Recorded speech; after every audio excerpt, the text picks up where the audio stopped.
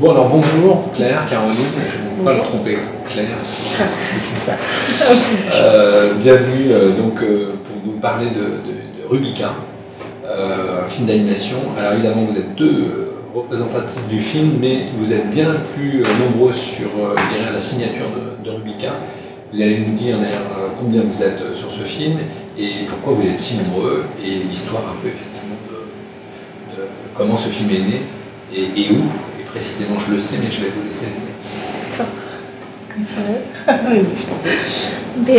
On était donc 8 sur ce film.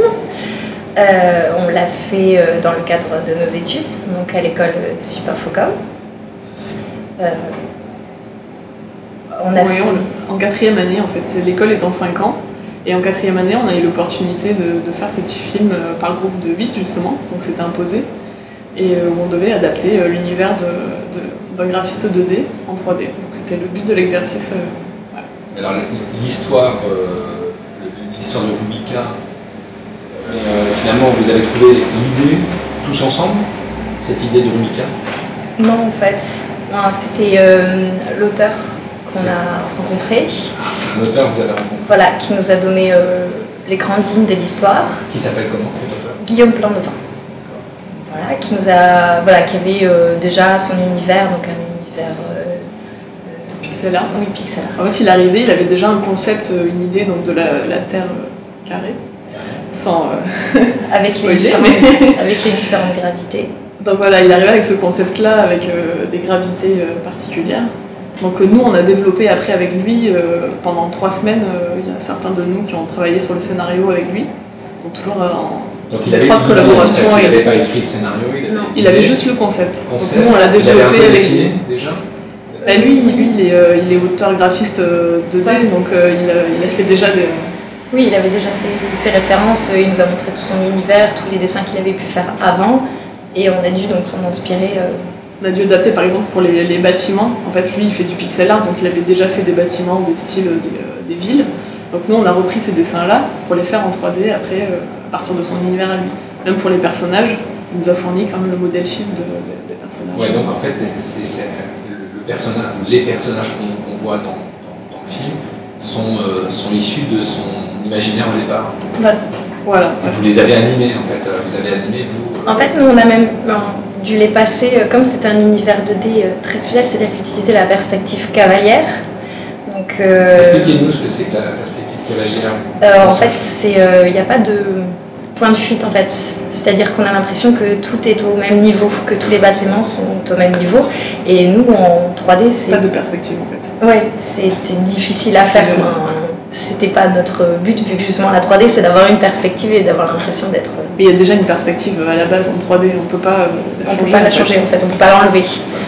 Donc on a dû travailler avec lui et lui montrer différentes propositions pour qu'il voit qu'on pouvait passer de son univers au nôtre sans dénaturer son univers à lui.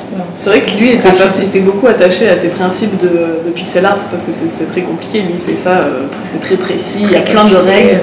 Et c'est vrai qu'il avait un peu peur que nous on parte un peu en dénature son univers à lui en partant dans la 3D avec des perspectives et pas les mêmes... Alors l'auteur, est-ce qu'il est content du résultat d'ailleurs? Oui. Oui. Je crois qu'il... Vous pouvez le dire aussi. Oui, ah non, c'est sûr, parce qu'il nous avait... Quand il a vu fini, il était content, on lui a même montré... parce qu'en fait, il a été surpris positivement. Oui. Il a vu le processus ou il a vu à la fin? Non, il a vu le processus, il nous a suivi. À peu près quand même. Pas pour la production, en fait, il a été avec nous pendant toute la production du scénario, la pré-prod donc. Et après, il nous envoyait des modèles sheets, il nous envoyait des bâtiments, des modèles. Mais il a jamais trop... En plus, en 2 mois, on n'a pas eu le temps de lui envoyer, parce que lui, il a oui. Donc on lui a envoyé des mails pour lui tenir au courant de comment ça se passait, mais c'est vrai que ça allait tellement vite que finalement, il a vu le film fini assez rapidement. Alors Rubica, c'est fait en combien de temps dans l'école? En 2 mois. En 2 mois, c'est assez étonnant, parce que c'est rapide. C'est pas beaucoup, oui. C'est pour ça qu'on était très nombreux en fait dessus. Alors, vous êtes 8 réalisateurs, mais il y avait d'autres personnes qui ont travaillé dessus à l'école? Non.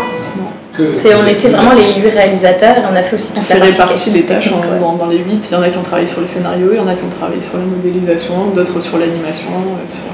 C'était bien spécifique, chacun avait un travail.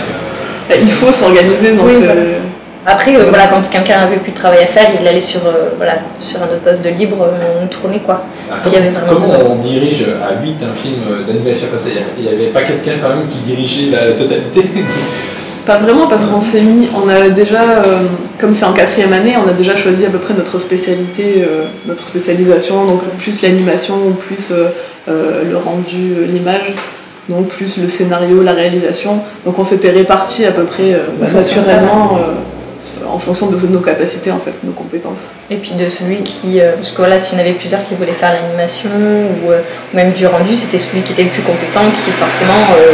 Voilà, on savait à peu près les compétences de tout le monde, donc on disait bon, t'es meilleur là, au pire moi je viendrai t'aider et je t'épaulerai, mais je fais autre chose à côté.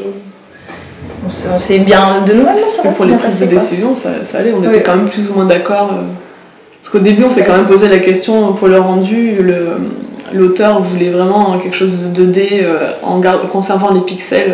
En fait, il voulait qu'on rende une image pixelisée en fait. Pixelisée à la base, en fait, de moins bonne qualité. Et nous, on est dans une école serrée de 3D, d'images, où on veut faire des films jolis qui envoient, comme on dit. Et, alors, on précise pour les néophytes, là, on parle de la 3D, donc il n'aurait pas dû être pensé en relief, justement, ce film? C'est vrai que... Mais après, on n'a pas vraiment eu le temps de faire ça. En 2 mois, c'était pas possible de réaliser, de penser relief. C'est vrai que s'il aurait peut-être gagné à être en relief. Il aurait été super en relief. C'est vrai que... C'est encore mieux en relief, dans cette dimension, justement, c'est vrai. C'est vrai que ça aurait pu...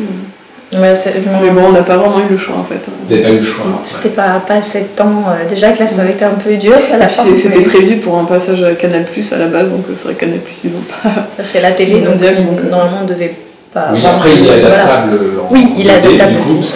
Parce que sans relief. Sans relief. 3D stéréoscopique. C'est ça. Donc le succès de ce film, il a été finalement assez incroyable.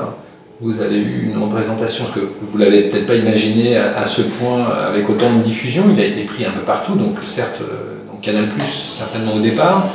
Puis ensuite sont arrivés les festivals. Vous êtes 8, vous avez peut-être essayé de parler aussi des autres qui étaient avec vous sur ce film, mais a priori, vous avez tous trouvé du travail en sortant de l'école. Est-ce que vous vous destinez à la réalisation, ou plus finalement à être... dans l'animation proprement dit, dans une équipe d'un film d'animation? Enfin, parlez-moi un peu de vos perspectives suite à votre formation dans cette école. En fait, c'est plutôt compliqué de faire de la réalisation directement en sortant de l'école. Il faut avoir des bonnes opportunités ou avoir un film de fin d'études qui a vraiment bien marché pour avoir des portes qui s'ouvrent dans ce domaine-là. Donc plutôt, nous, on s'est dirigé vers l'animation ou la modélisation. Côté plus technique, quoi. Voilà. Technique. Donc vous travaillez finalement soit pour des films, je dirais, ils peuvent être publicitaires, oui. Je suppose. Oui, il y a de tout. Il y a de tout. Il y a de la publicité, séries, cinéma, télé, il y a pas mal de choses. Il y en a même, s'ils veulent, ils peuvent partir dans l'architecture. Alors c'est un peu plus institutionnel. En général, on ne part pas trop dedans, mais il y a l'architecture, même le médical aussi. C'est moins courant, mais... Donc les animateurs français sont demandés un peu partout dans le monde. Vous êtes tous partis les uns les autres, et il y en a beaucoup qui sont partis aussi à l'étranger, c'est ça? Ah, c'est vrai qu'on est aux 4 coins du monde. Ouais. Il y en a 2 de l'équipe de Rubika, il y en a 2 qui sont en Suisse, un qui est en Chine, une qui est en Australie, 2 à Londres, Claire à Paris et moi à Valence. Donc on est vraiment... les 2 qui restent presque en France, alors. Voilà. Du groupe, oui. Du groupe, ouais. Mais on prévoit aussi de bouger à l'étranger aussi.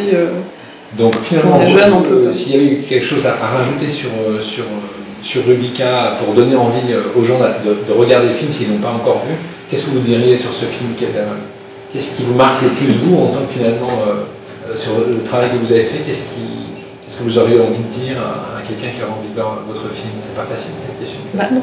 C'est vrai que nous on s'est régalé à le faire parce que c'est un univers vraiment particulier, c'est des gravités qu'on n'a pas l'habitude de voir, on s'est jamais posé la question d'une autre gravité que la nôtre. Donc c'est vrai que ça nous sort un peu du quotidien. C'est vrai que les films, c'est pour ça un peu qu'on veut aller voir, parce que pour nous sortir un peu du quotidien et nous faire rêver à d'autres choses. C'est la 3D qui sert. Ouais, il y a un côté un peu frais aussi, il y a des couleurs assez... c'est drôle, voilà, c'est coloré. Alors c'est un film qui doit plaire beaucoup aux enfants aussi. Oui, je pense. Ouais. En fait, c'est pour tout le monde, tu vois. C'est vrai que c'est... Ils comprendront peut-être pas exactement l'histoire, mais ça je pense qu'ils aimeront bien. Alors, Actuellement, vous travaillez toutes les deux dans des sociétés, c'est ça? Vous avez toutes les deux un travail? Oui. Moi, je suis animatrice 3D, je fais de la série 3D, d'animation 3D, qui passe à la télé. Voilà. Donc l'histoire est déjà faite, moi je fais que animer des personnages selon un storyboard qui est déjà fait. Et vous, Claire? Mais moi je suis donc sur Paris, moi je travaille dans une petite boîte qui vient de commencer, qui fait de la série pour iPod et iPad, donc c'est des petites applications pour les tout petits. Et donc là moi, voilà, comme c'est une petite boîte, je m'occupe de pas mal de choses, pas du scénario ni de tout ce qui est storyboard, mais après voilà, je suis plutôt généraliste, on va dire, je m'occupe un peu de tout en fonction de ce qu'il y a besoin de faire sur le moment en fait. Rubica, je suis en train de penser, Rubica pourrait être un jeu sur un... oui, c'est vrai. Ça pourrait être un super jeu. Ça pourrait être décliné.